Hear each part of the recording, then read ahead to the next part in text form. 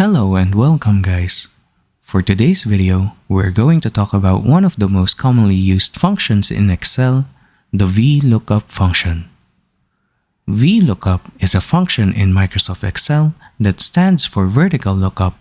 It is used to search for a specific value in the leftmost column of a table and retrieve the corresponding value from a specified column in the same row. The syntax for Vlookup function is as follows. The first term in the syntax is lookup value. It is the value that you want to look up in the leftmost column of the table. If we want to search for green tea, let's enter the ID number of 10006. The next term is table array. It is used to define the range of cells that represents the table you want to search. In this case, we can just select the whole table by dragging our mouse across the table. And there we go. The third term is col_index_num.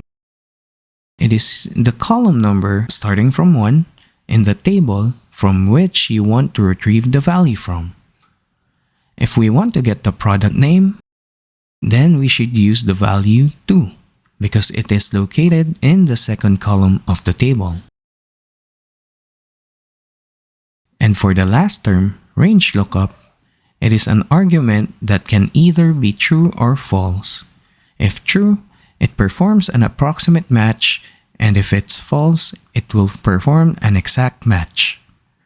Usually, false is being used here because we want to get the exact match from the ID we entered to the ID available in the table. But there are some cases that true is actually being used, and it is for special cases that are too complicated to be applied in this basic table. So let's go ahead and place false. And there we have it. Now we got green tea as the result from our Vlookup function. And that's about it for the Vlookup function in Excel. If this video helped you in any way, please leave a like and comment on what I should do next. You can also subscribe to the channel and turn on the notification bell for updates on our future videos. Once again, this is Gab, signing out.